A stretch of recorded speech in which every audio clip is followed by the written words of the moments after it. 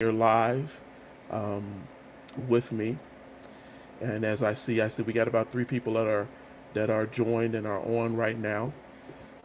We welcome you. We welcome you. Um, those who have gotten on. I see that the Erudition page is up. I don't know why I was delayed, but it's up. All right, so we're gonna move on. I want to first take the opportunity to welcome my one of the first people I'm going to bring on here is my lovely wife, my of over 2 decades. Um, I want to get her on here, but it seems like she just dropped out. So let me see what happened with that. But okay, well, since she's dropped out and I think she's trying to get herself back up, whatever her computer is doing, then I guess I will introduce my sons and then get her back on here. Um, we're going to have a full house today with my sons. Both my younger ones and my older ones are going to be on for this show. Um, so what we're going to do is I'm going to introduce the ones who are sitting up here close to me. Oh wait, the wife's back, but okay. Let's put Sean Anthony and Elliot on here. Well, I'm going to introduce Sean Anthony and Elliot. I'm going to add them to the stream. Elliot, you're not in the camera. You're not in the camera. All right. All right. They will be on here today to give their um, uh, interpretations of black criminality. And additionally, I'm bringing on my other two sons, Matthew and uh, Teddy. They'll be up on here. You guys may need to. Let me see how I can do that. There we go. So, you guys are on here, and I see that your mom is back. We dropped her out for a moment. I don't know what happened. So, getting back to what I said, I'm going to introduce my wife. I've been trying to get her to come on here for a couple of weeks, but she agreed to do it today. I asked her this morning, and I appreciate her making the time to do that. But I'm going to bring her on here, my wife of 2 decades. She may not like that I say that, but that's the truth. Uh, Tina Phillips. Hello, Tina. Hi. Oh, okay. So I now have everybody on here. This is a full house with everybody on here um, today. But this should be interesting. Typically we do things as a family and we have discussions, kind of what we're going to talk about today. But my wife, she is the CEO of her own company now. She's just recently started, which is a Detroit Living, um, where she is basically doing a couple of things to make it to provide people with an understanding of a better life from different perspectives and different avenues. I think she could probably speak to it better, so I'm going to acquiesce and allow her to kind of better explain what her company and what she's trying to do. Go ahead, Tina. Hi, I won't be long. Um, what adroit means is skillful, clever, and what we need today is to understand in a clever way that crosses culture, gender, religion. We need some understanding that's clever as to how we live today in the modern time. And that has to be updated as modern times are updated. Maybe not as often as you update software, every 6 months, but as it fits you and your life. So if that's in your business, your relationships, the way you eat, the way you live, your children, whatever it is, I cover it all. And yes, I have over 10 years experience in it, and I'm very good at Um, what I do. where is she? A 15-minute session will only cost you as much as a pair of baby Jordans. Now, I'm not saying don't get your baby them Jordans, but I'm saying that's about how much a 15-minute session will cost you. No, it's not a Louis Vuitton bag, but it's going to last you. I can guarantee. Okay. Um, so I see we got a couple of people that have logged on. I see Mike uh, came on. uh, getting on and logging on with us today. Yeah, we got the whole squad on here today. Uh, Joe said, "Look at all the boys." I know it's a lot of them. Um, so I don't want to belabor this too long. I kind of want to get into this. Um, we're talking about black criminality, and what that means and how that affects our culture, our lives, um, and basically, as my wife said, your how you live. Um, Over the last couple of weeks, we've had multiple discussions on lynching and what led up to lynching and why. And one of the things that we kept hitting on was criminality, uh, black criminality, or the idea of black criminality.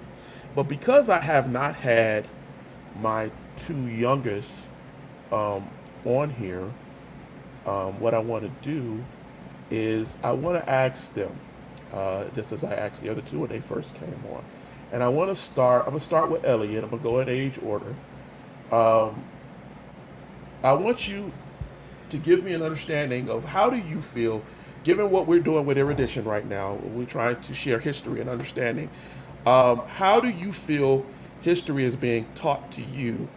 Give your grade level, and how do you feel history is taught to you daily in school? Elliot. I think they touch some subjects. I don't feel like they touch all of it because they'll leave out and put in certain parts that they want us to do and what they don't want us to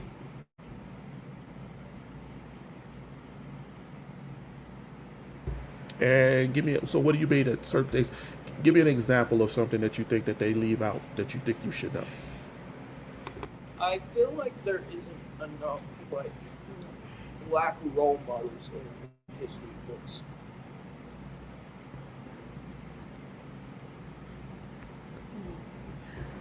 All right. So Maddie. Okay, we'll move on to Maddie. Uh, Same question. I like to talk to children at their level of understanding. That's what we believe as a family. Uh, what do you think? How do you feel history is taught to you? Do you think that you, as Elliot said, that you learn enough about Black history in school? Yeah, I feel like that, but the understanding of what we went through back then is very hard to understand, and I'm learning more things than I should. But for my age, because most people are getting lied to, so they don't have any understanding of what's going on in the real world. Yeah, that's because I let y'all watch the news, current events. So today that goes along with what we're talking about today. Also, you said you let them watch the news. So I know because I know you're raising children.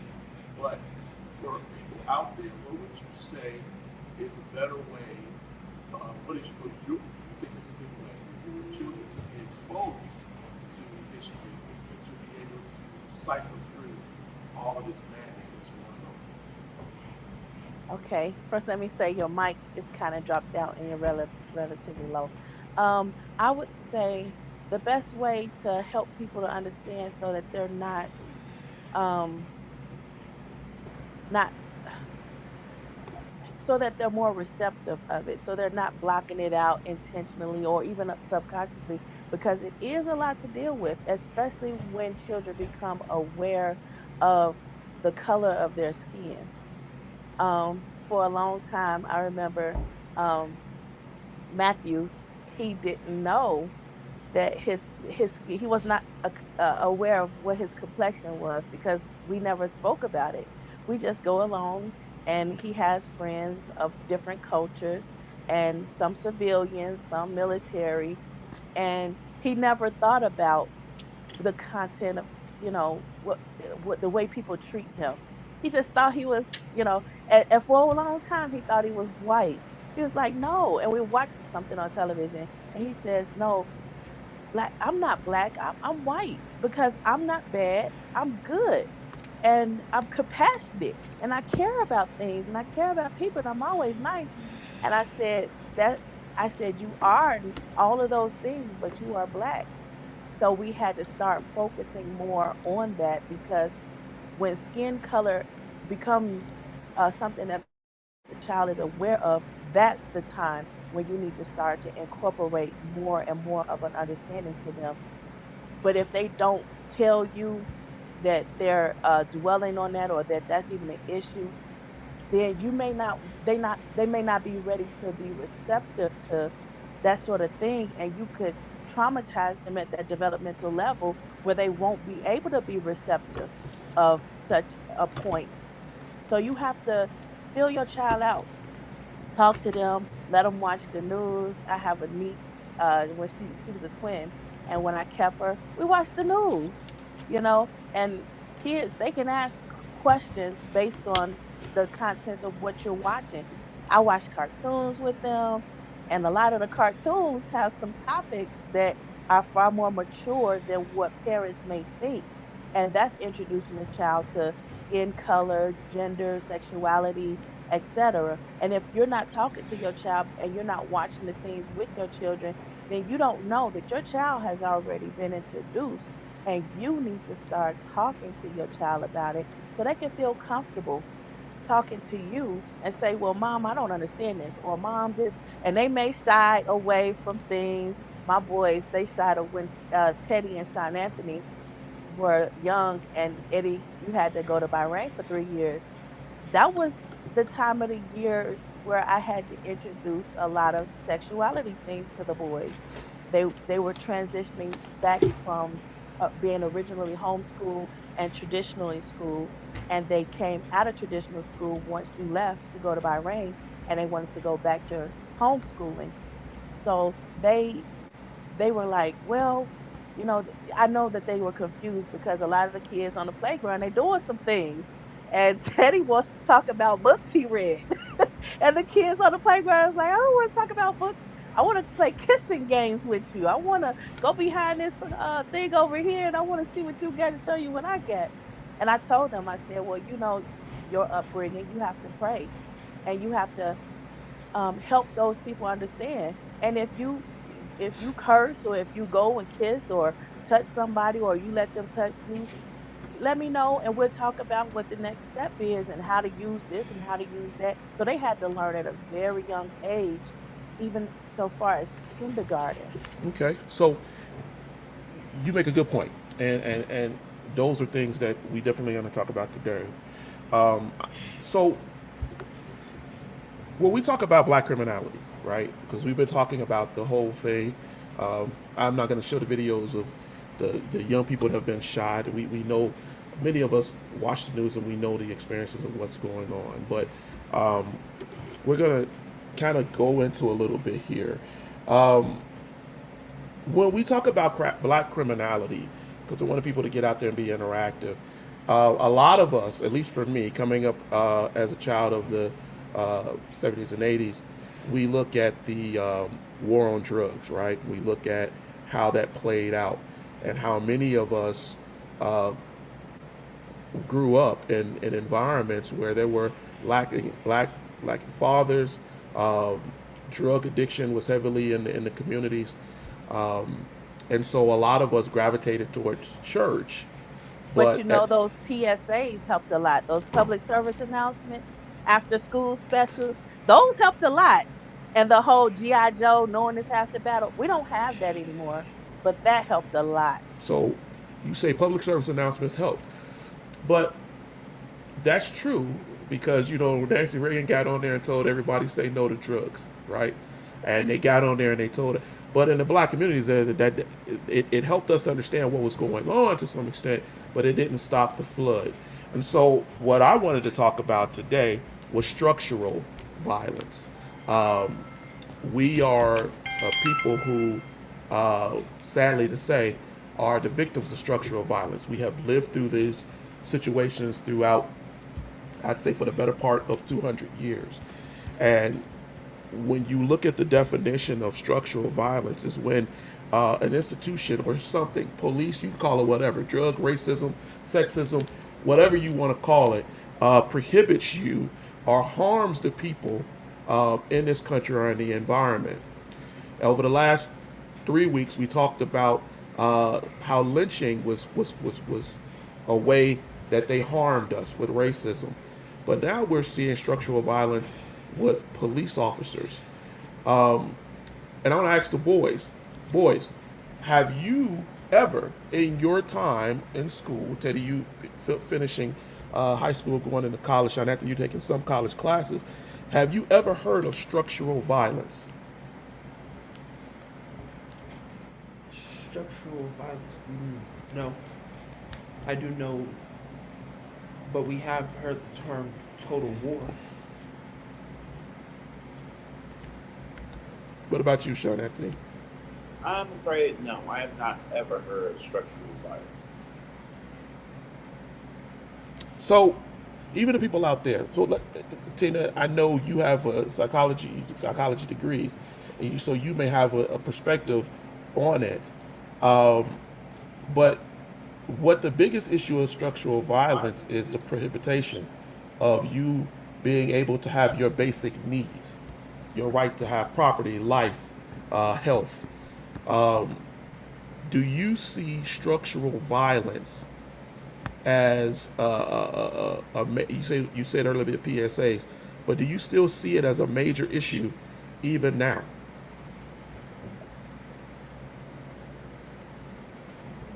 Um, Yeah, Or were you, you had cut out for a moment. do you see it as a problem even now today? Yes. Not you, Teddy, your mother. You don't oh, have the I psychology don't degree. know. Yeah, I don't know what happened. It The cut main out. problem I see, and that's one of the issues that I address, is conditioning. We need to break free of conditioning. There's too much of us listening to what other people say. However, it's written in the Bible that one thing that will send one to heaven or send another to hell, the same thing. So you have to understand that means that the conditioning that people are trying to get you to follow, that means that's not for you. You have to seek your own path. It's your own journey. You can't be so structural, so orthodox even, that you don't understand where you begin and where others end. So you have it's a matter of conditioning. And I see conditioning in everything and everywhere that people look and everything they do, what they eat, what they drink, sleeping, your sleeping patterns, your sleeping habits, watching television, everything. So I don't think that it's so much as structural. I think that's more of a category of a title, a subcategory. But the main focus is conditioning. And that's why the word says, watch what you hear, watch what you see, watch what you say, so you can guard your heart, because that's what should be shining through. So you condition yourself so that you can understand the difference between following where and being yourself. A lot of people are trying to find themselves. Well, I don't know where this is and that is. Well, that's where it comes in. You need inner peace and you need time alone. And that me time where you normally may spend, pampering yourself, you might need to use that time to find yourself, not just pamper yourself. So structural structure is in everything. So it's not so bad, it's not taboo, but it's about how you condition yourself. Okay, that so I agree with you 100%. So what I take from all of what you just said is conditioning, right? Conditioning. So if we because we discuss a lot of history here, let's talk about conditioning, as you just laid out there. So the black community right now, we have this condition that we're living in, where a lot of us don't even know where to start. I got a comment from two people this week talking about our condition. So I'm happy that you brought that up. Um, when you and boys, if I say something that does not sound familiar to Giving you, me a right? if you see something that don't sound familiar to you, just hit me with it, and I'll give you, because there's a lot of us on here, so I want everybody to get a chance to talk. Um, but we talked earlier about the structural violence, right? Your mom's talking about conditioning, and all that plays a part into each other. But if we talk about basic needs, your family, your food, your home, but let's get into the history of this. Let's get into modern history. Let's not go too far back. So when we look at where we are right now, and I've mentioned it earlier because a lot of people out there can by the war on drugs. The war on drugs was started in the 1970s by Richard Nixon. Richard Nixon decided that he was going to do the war on drugs after the Civil Rights Movement because they had pushed drugs into the ghettos, and the hippies were smoking drugs and getting high. And the anti-war effort that was trying to get us out of Vietnam. Does any of that sound familiar from your history books?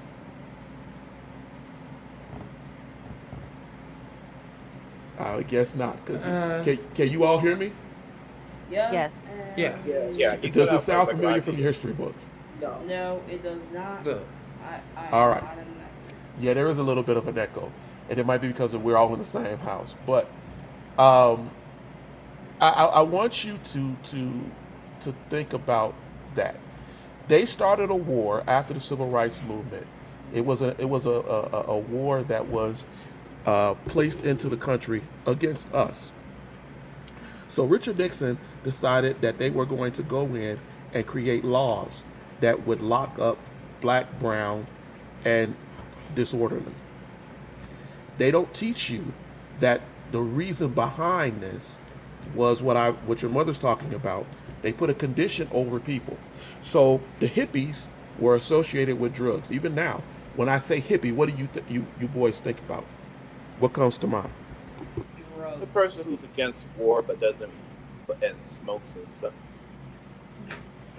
Protester. The drugs, the big sedan, and love everybody and peace up.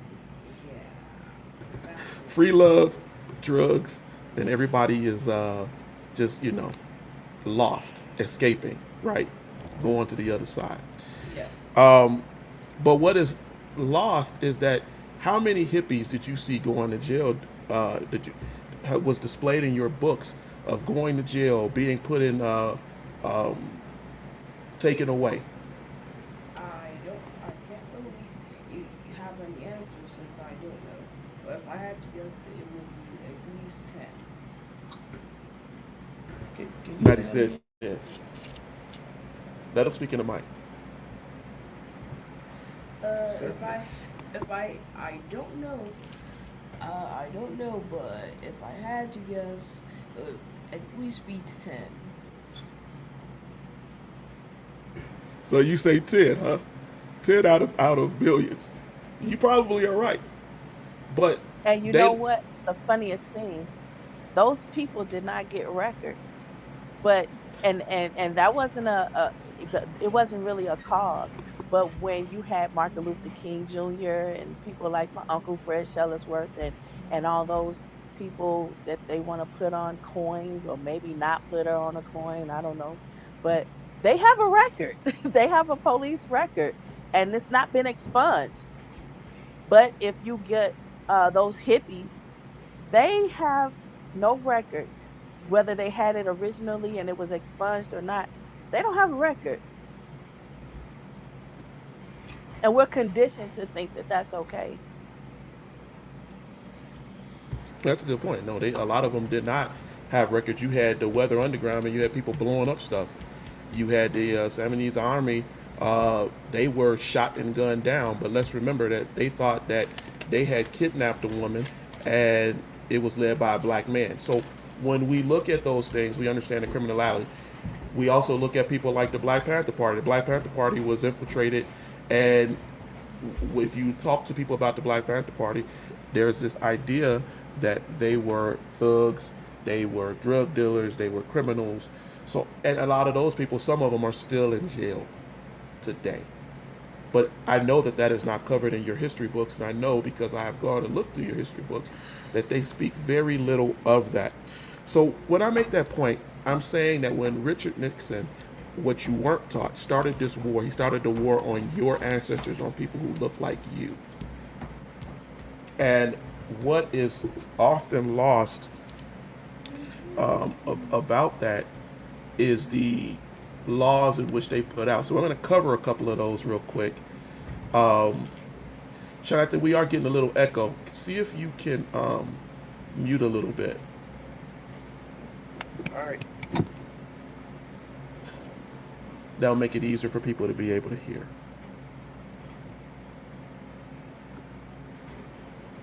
That's okay. I got it, Jonathan. So I think this will make it a little bit easier for everybody to hear. So let's talk about some of these laws, because I want to really get into the history. One of them is the Military Cooperation and Law Enforcement Act.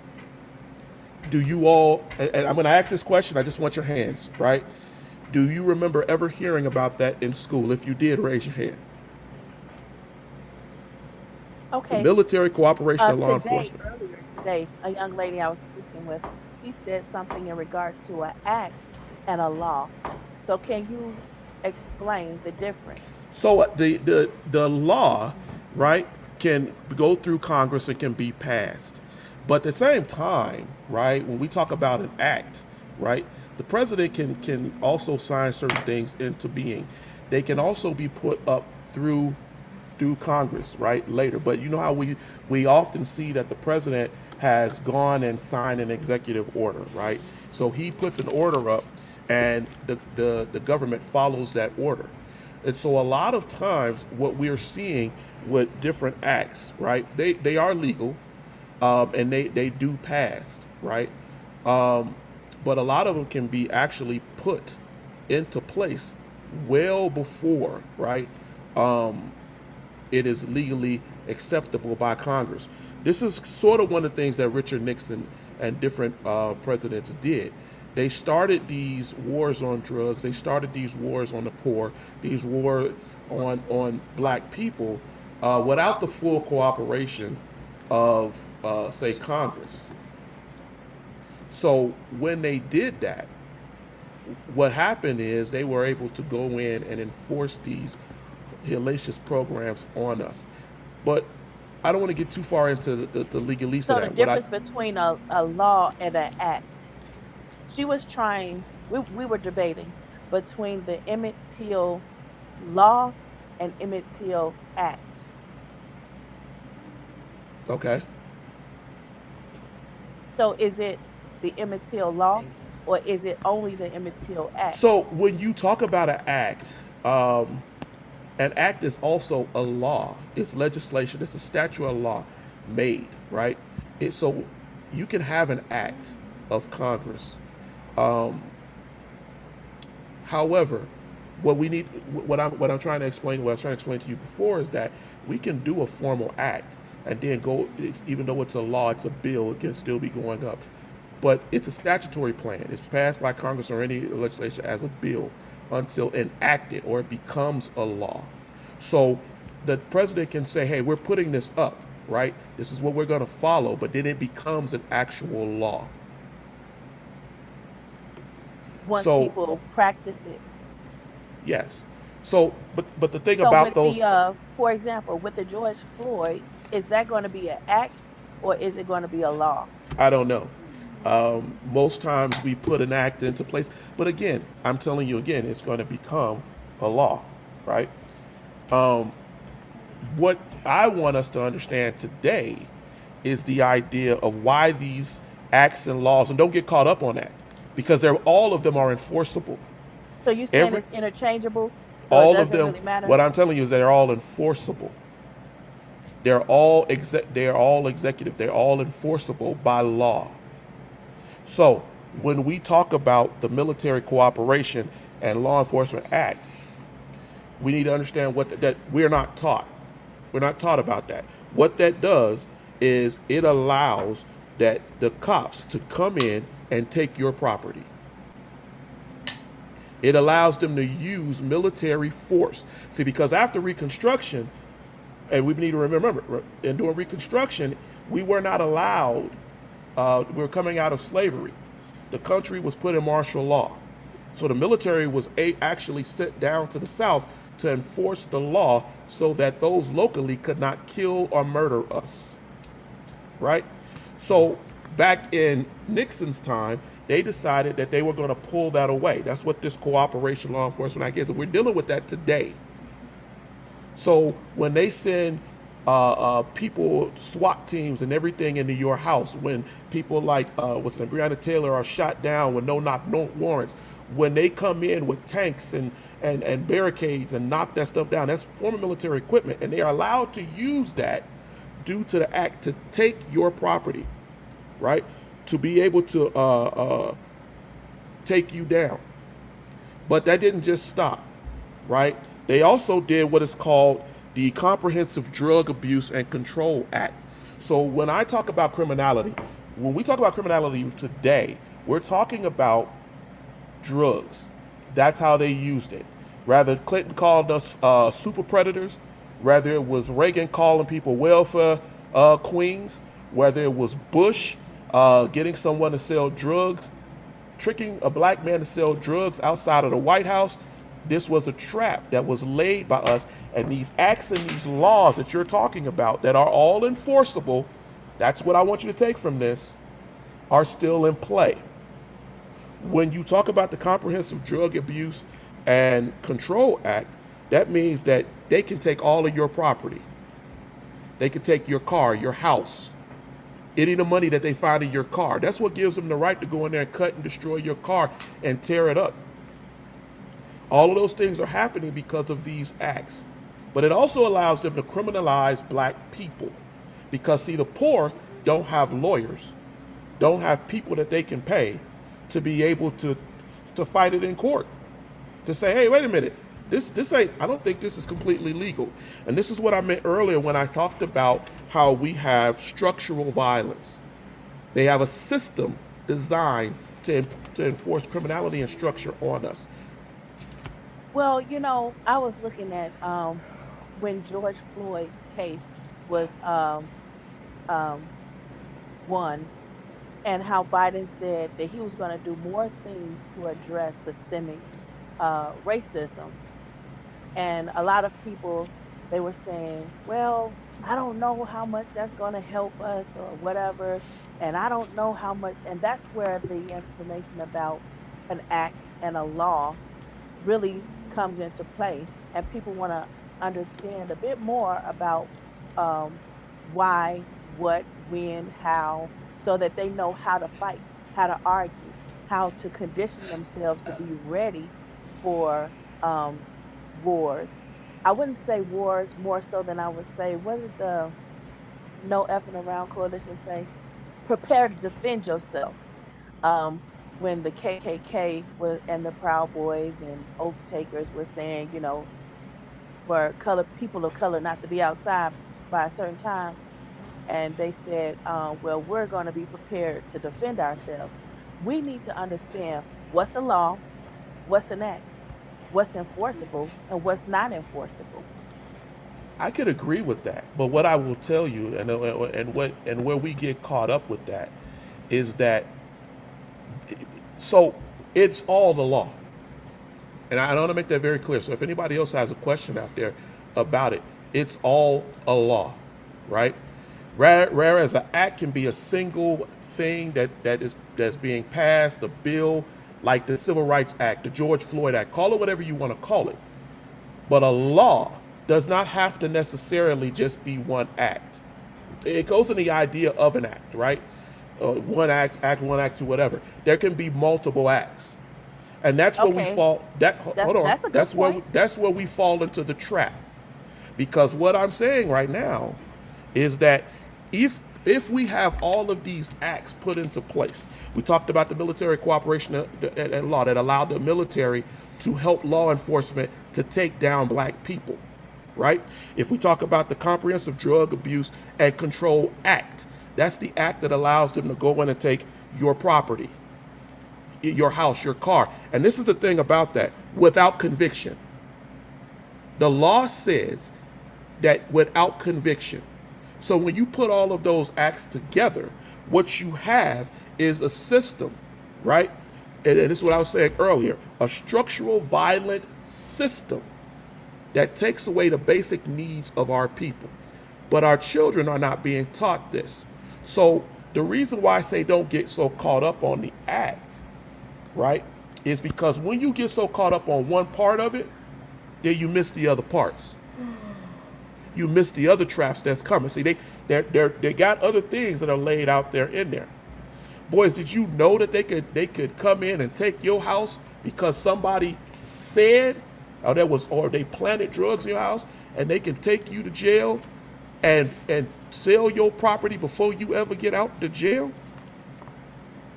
Oh, no. Uh, no. I know the government could probably confiscate your house. Is this called eminent domain? No, it's not eminent domain, but that's another. On somewhat of yes, to be honest, they did it once before, and I forgot when they did it, but they went to somebody's house because the police were told by somebody in the neighborhood that somebody had children in their basement and they were screaming, and then the police went in there and somehow were able to not only take the person out of the home, but they were even able to get them out of the home and even take the home from them because of the fact that somebody gave them a hint that that they were kidnapping children and keeping them in the basement, just to later find out that no one was in that basement, and that woman didn't hear anything. No one in the neighborhood heard anything. Elliot is Elliot, do killing you me. have anything that you can say about that? Since you're petting your hair and want everybody to see your hair. Do we not like get a say in this, or do we Nope. not get taken to court or anything, or are we just thrown in jail instantly without any say? Now, that's a good question because the reality of it is that in the 70s and the 80s, a lot of brothers and sisters were thrown into jail. They were thrown into jail without any Matthew. recourse because of a little bit of marijuana that they had or whatever, or because we had corrupt officers who would play into the structure because they knew the law and allowed them to be locked up. And yes, they lost their families, their kids were put as wards of the state, they lost their property uh, because these acts were in place. Some of them, Elliot, actually lost their lives. They lost their lives. They died because of the idea that they had no right. Again, going into that whole thing of structural violence, because violence is violence. Oh, it don't have to be that I'm beating you. I'm just holding you down and I'm not allowing you um, to do anything.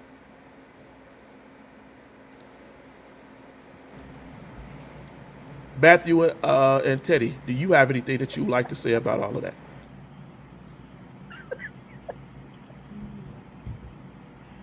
Uh, we Uh, can't hear you.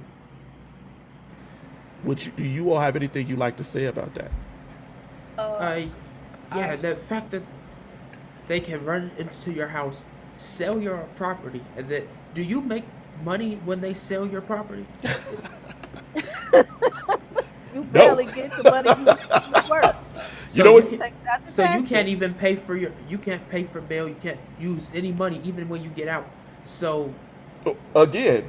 What did I just say? You have no legal recourse. That is what uh, structural violence is. Go ahead, Batty. I just, okay, I heard of but it was just now from Papa, but, uh, and, and the fact that they can just go in your house, take everything, sell it, and not even have you agreeing with, if anything, and you not getting any money from any of that, uh, is just wrong. Uh, Yes, it is So, wrong. What if it's a law? Is it still wrong if it's a law? It yeah, is a because law. I agree. I agree, Matthew. That Yes, is because right. So still, so that's a great that's a great point, Tina. That's a great point to ask the boys and ask people out here too. Can you have an unjust law?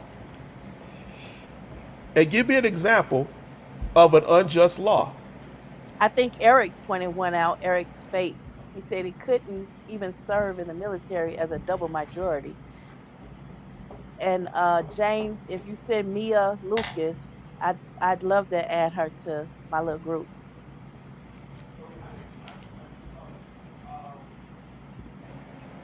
I just saw what Eric put down. Yes, Jim Crow was a law. It was the law of the land. Black codes were the law of the land. And boy, did they enforce it. The law of the land said that if you were gay, uh, if you couldn't serve, don't ask, don't tell. You get out. It's like double minority. Like really, because it's like at some point, even if you have a bunch of kids, you can't. The military isn't going to pay you for all of them. It's a limit. So you have to pick one. You either going to be one or the other. I just find it funny that Maddie just said on here, it's crazy that they could do that, but they And it's did I do don't that. think that it's right because you shouldn't have to pick one or the other. If you fit under that category, you fit under that category. I wanna talk about, because we've been on for a little bit. We're like 43 minutes in, but I want to talk about something here. Um, I want to talk, and Tina, because we have three people in here who have had uh, study in psychology, and you made a point earlier about conditioning, and I was thinking about this earlier today, um, and because I study heavily as I was working on my degree, because I thought about going into behavioral psychology. So we talk about this conditioning thing, and there's a thing with the stalk psychology. Um, so when we talk about how things work and how we're conditioned to accept them, before I get into that though, I want to ask this question to all of you all, and you can let your mother answer first. Um, do you think that there is an acceptance? Now, I say conditioning. Conditioning means that you are being conditioned and put into that mentality, but there still requires an acceptance. Do you believe that black people, the majority, I ain't say all, have accepted this a criminal mentality? Okay, give me an example. Then you can go first. Well, I think, like the example that I gave about Matthew, where he accepted the criminal mentality that a person of color is bad and people with white skin is good. It is conditioned and it is culturally accepted because unknowingly to the parent, this is what was taught. And the children are automatically predisposed to trusting adults and listening to the adults. And when you're in traditional school, you don't know what they're telling your children.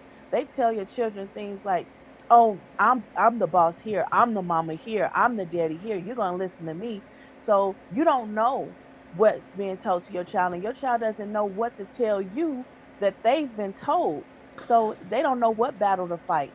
But when they tell you that they're not happy or something's wrong, and then you try to get involved, by then it's too late. The conditioning is already set in, and now you have to recondition your child as opposed to teaching them the right way first so they won't depart when they're older.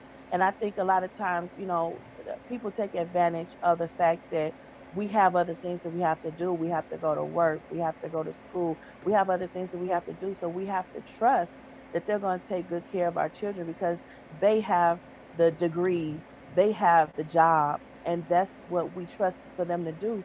But that's not what's happening. And we do a lot of times feel helpless. So That's you say why we it's accept it. important. We're accepting it because we have to. It's accepted because that is what's taught, and people feel hopeless and helpless to do anything to the contrary. Okay. So I want to get I want to get Teddy's thought on that. Um, having gone through school, through high school, I'm gonna ask that same question to you. Do you think, and there's something humming where you all are, do you think that there is an acceptance of criminality, Teddy? Yes, it is an acceptance of criminality. We, in fact, we praise it. We go as far as even to praise it. We, even in our music, we accept that we can't do better. That our our women our women will be maniacal and mischievous, and our men will be no good. And how that's acceptable because it has its own benefits. And then Schoolhouse of Rock told us that had taught us that we learn better when it's keyed in our songs, when it's keyed around us. Everything that we do is doing nothing but conditioning us further. And Skinner, who founded operant conditioning, had already confirmed that once conditioned, you don't have to do anything else. If you shock it enough, it will obey. And we do, when we look at it like that, all we've it's been proven to us that once you've been conditioned, you don't really go back. And that's a good point, Teddy. Okay.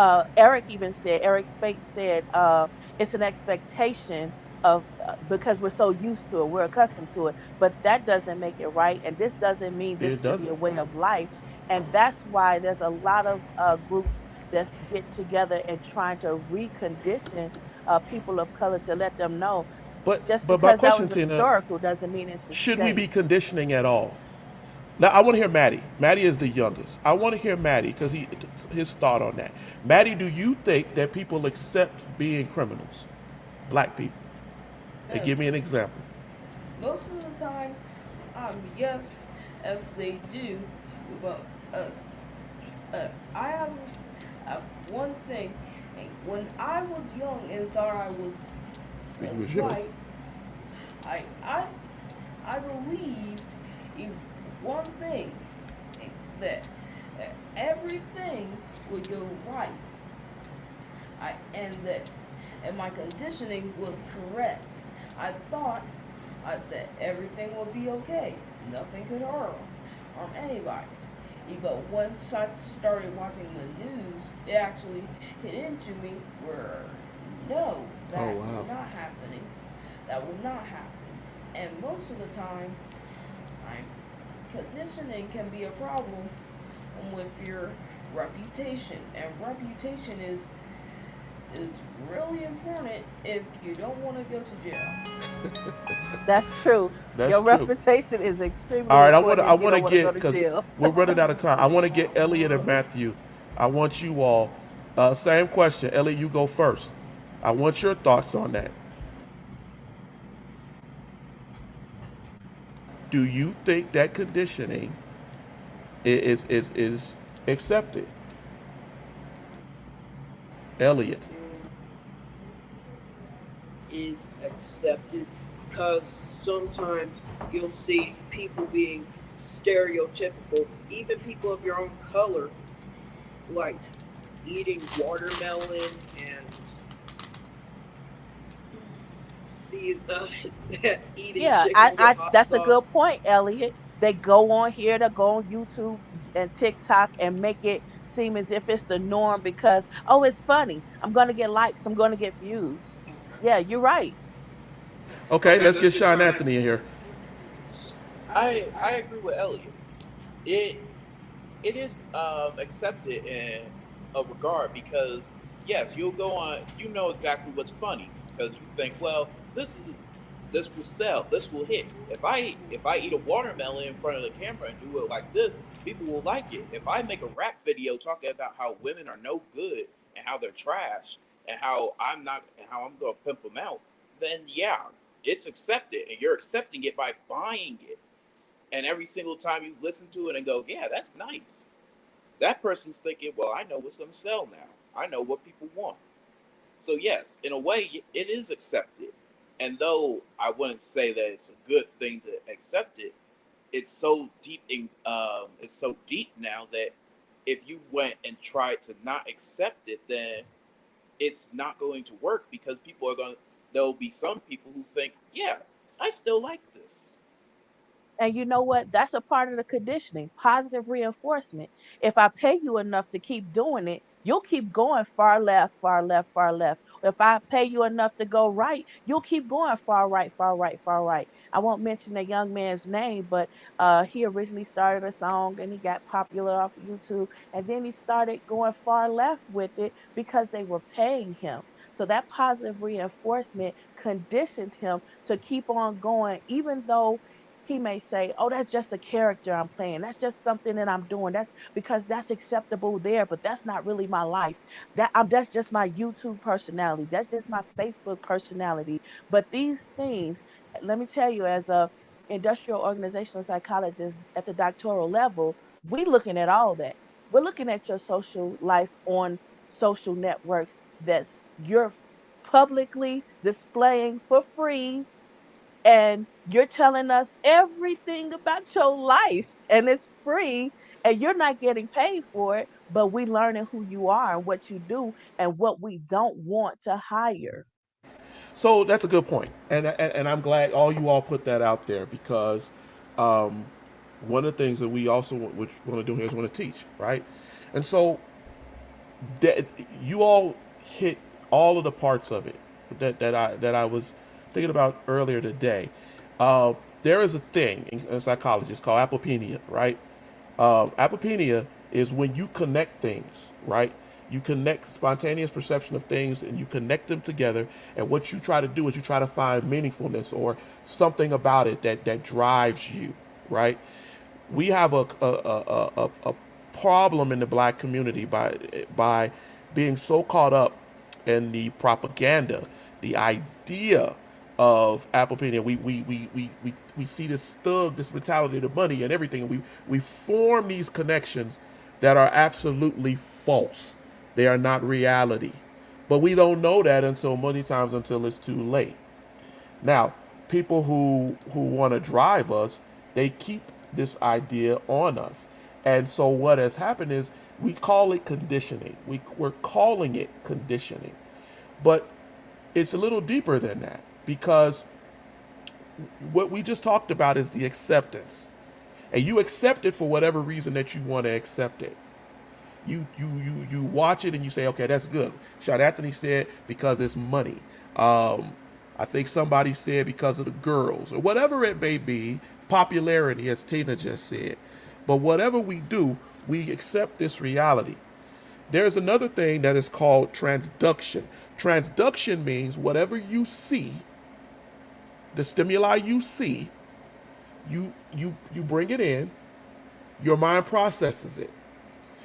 A lot of us see the good or the apopenia, and we take that stuff in and go, man, that's good.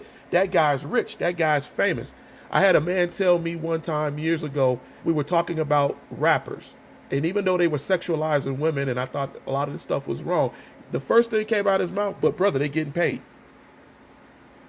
That's the first thing came out of his mouth. But what Be- they don't see is because they exalt them, they're the ones, man is the one that exalted them in order to do what they wanted them to do. And they use that money to manipulate them. That same money will be used to manipulate them and take it away from but are them they once really they're no using that longer money, doing Tina? what they want. Do they really have all of that money? We find that a lot of them are broke.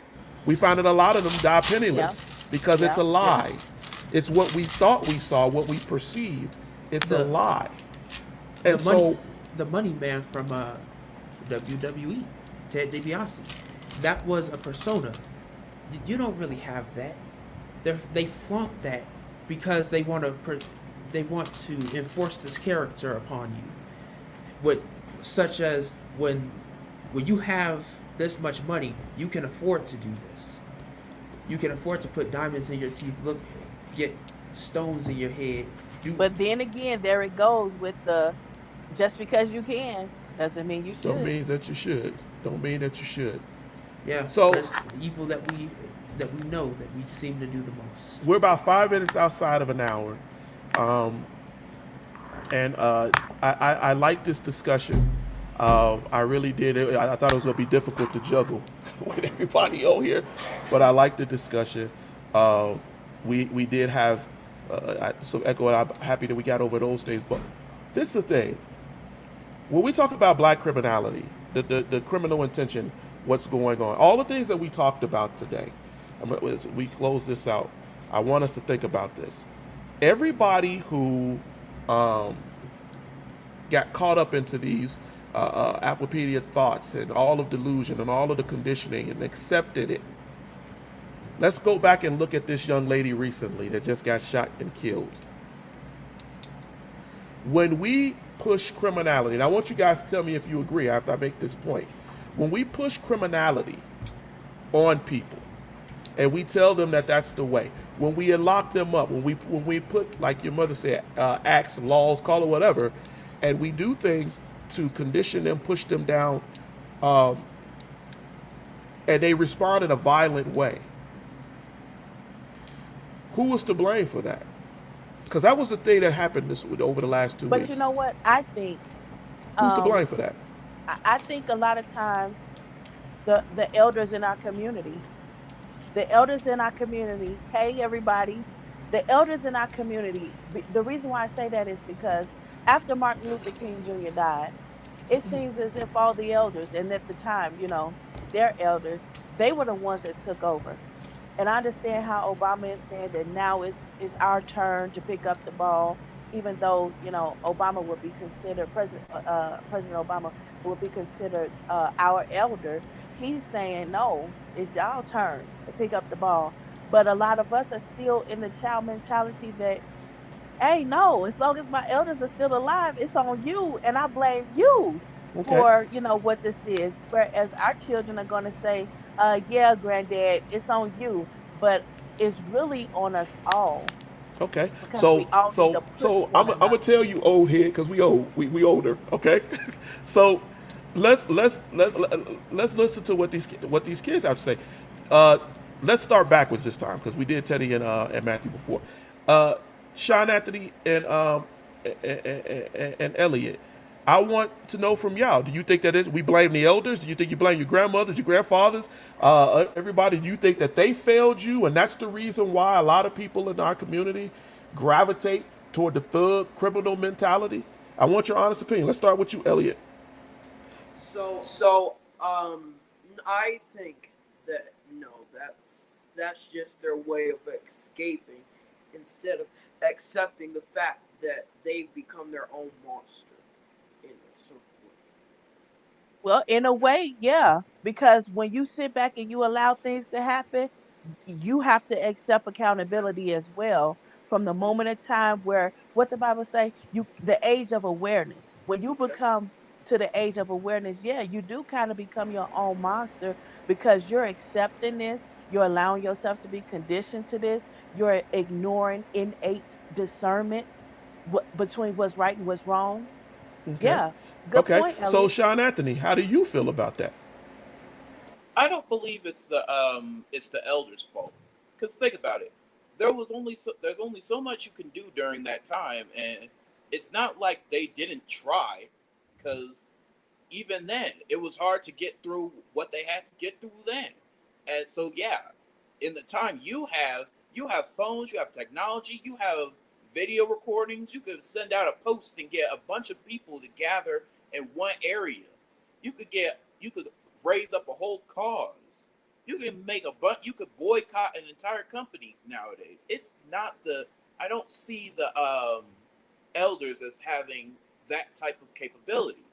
Back in their age, they couldn't send a letter across all of America and be like, "Hey, how about we all meet here?" Because that was not their technology at the time. So no, there's nothing that they could have done differently that would have helped you in this situation because it still would have came. But now it's up to you, and you're trying to escape by blaming your elders and being like, "Well, why didn't you do anything to support me?" But they can only do so much. Think about it. If you cannot blame your mother and father for the condition you find yourself in society. You could blame them for the house and stuff, but even then, hard. That was hard to do. That was years of work. That was managing you, dealing with you. There was nothing they could have done differently to Well, that's a good help point, you. Sean Anthony. Accepting the good of what people's limitations Wow. were. That's a Now that good was an point. outstanding point. Okay, Teddy and Matthew. Uh, Matthew, I'm gonna let you go first, um, and give your point on that too.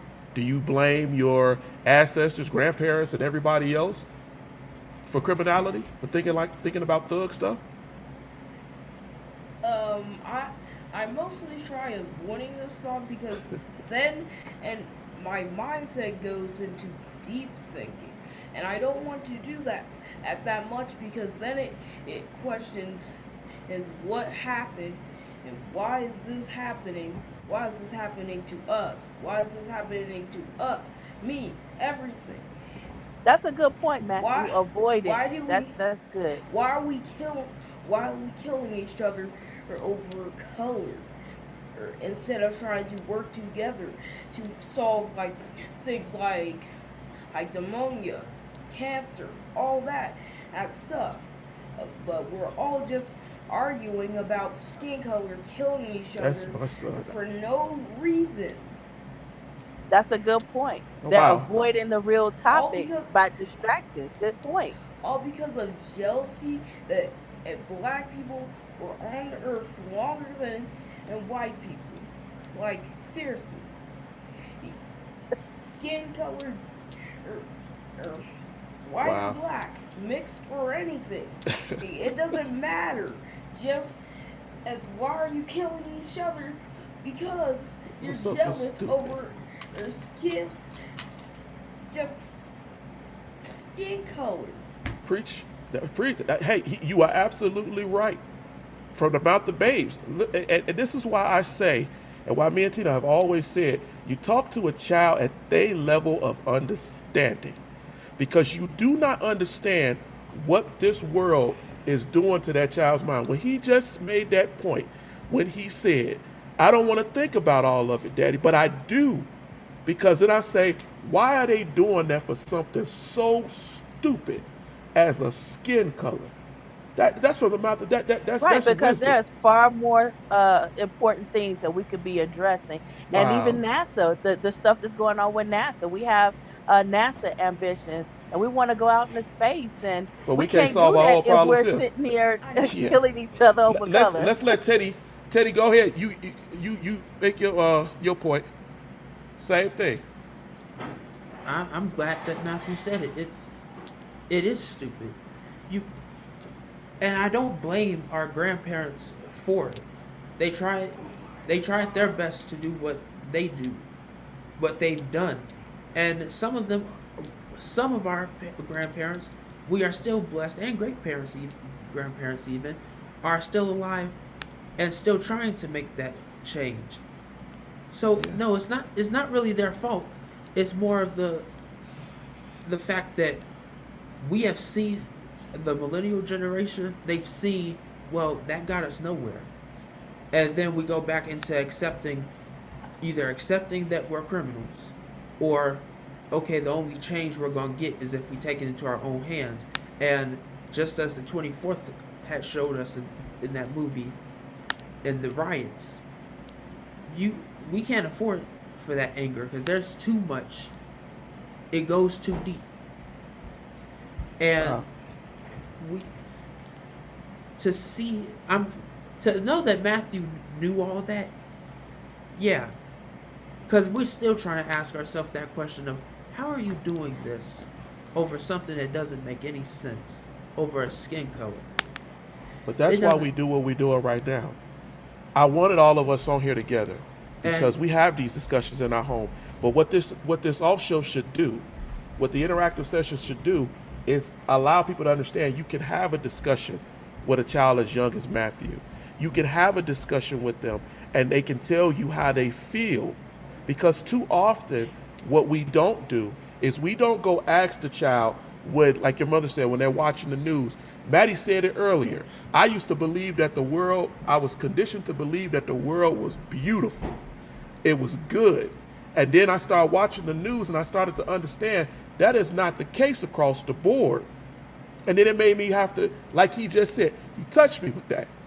Because why are we doing this? That's from a child's perspective. Why are we doing this? Why are we doing something so stupid as arguing? When the segregation laws were in place and they threatened to kill a little girl, and they were gladly saying it, there's still documentation of them saying it directly into the camera that if she goes in this school, she will never come out again. And it's like, we would really go that far, and that's a child that doesn't even know what's going on. And she's even as she shares her experience today, she says that she didn't even know what was going on. And we would sit there and be that evil that we would try and kill a child. Is that really?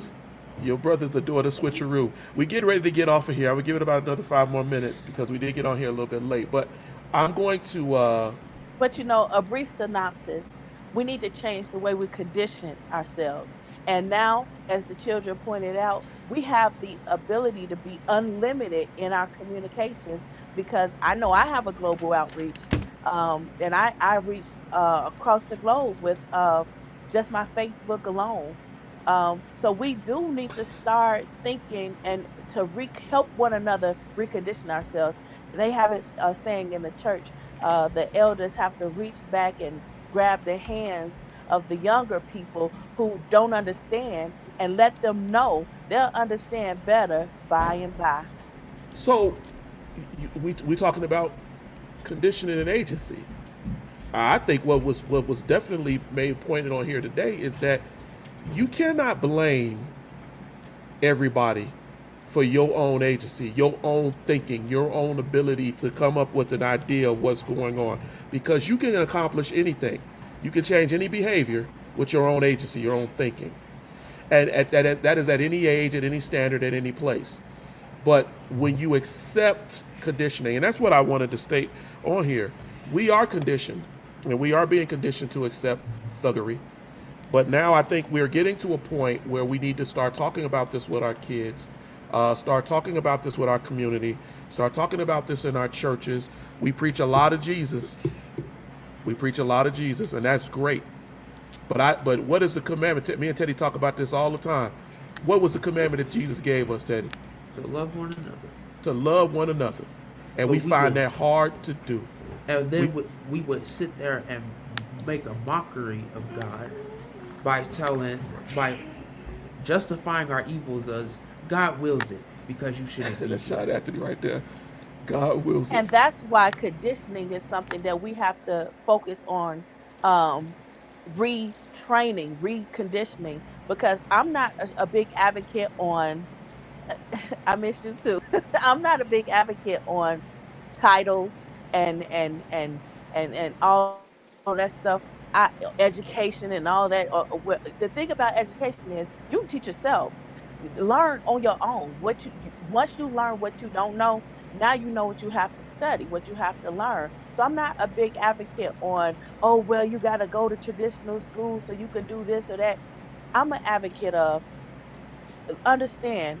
The Bible says you have to show yourself approved, study to show yourself approved. But it didn't say what to study, which means you need to study everything. It says be in the world, but not of it. That means you have to know what's going on around you, and it's not particular to one religion, one church, one community. I have associates that after we spoke, she decided to become a Muslim, and she said, well, I hope you're not mad at me, but you really inspired me to become Muslim. I said, follow your journey. It's not about, me being mad. I'm going to love you anyway. I know you won't be able to talk to me after this because I'm not necessarily a Muslim. See, I disagree with that. I'm still I still believe in the I am, and we all believe in the I am, and that's what we should focus on. But I disagree with that, baby, because understand, if you really spending that time over there, over in the Middle East, the Muslims don't hate you. They don't hate you. It's not that they hate you. It's that we have they conditioned don't allow ourselves you to communicate with one another outside. No, we have conditioned ourselves to believe that.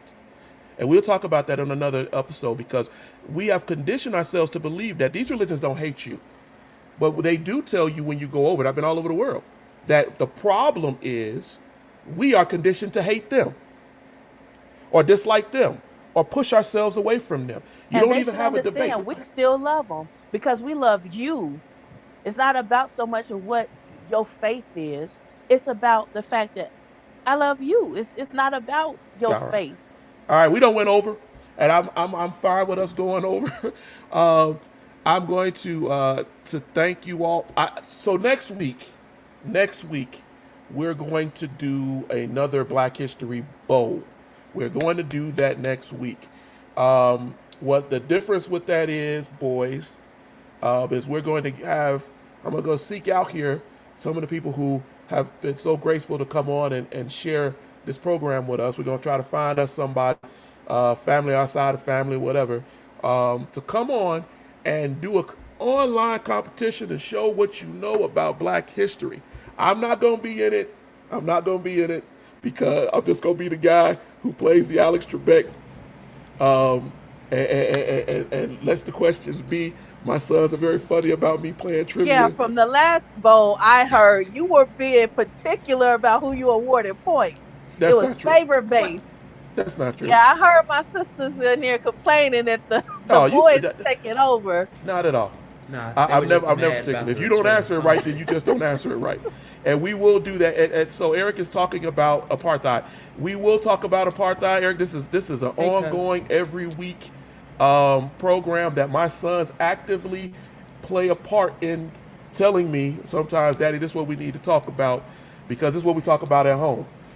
We have a lot of diverse skill sets in this house. I thank you all for coming on here. Boys, I'm gonna give you all of 30 seconds apiece to say something real quick and get off of here. And then we're gonna get out of here because we went over a little bit, but that's fine. I'm gonna go ahead and let y'all do that. Sean Anthony and Elliot, you start first. I'm gonna give you 30 seconds apiece to say whatever you're gonna say to the people as we get out of here. Anything you want to say, Ellie? 30. Okay. All right. What do I not want to say? All right, I'm gonna take over here. Thank you all for watching. I hope that this helped you a lot before this boy says something. And as you can see, everything that we have just covered has mostly Racial.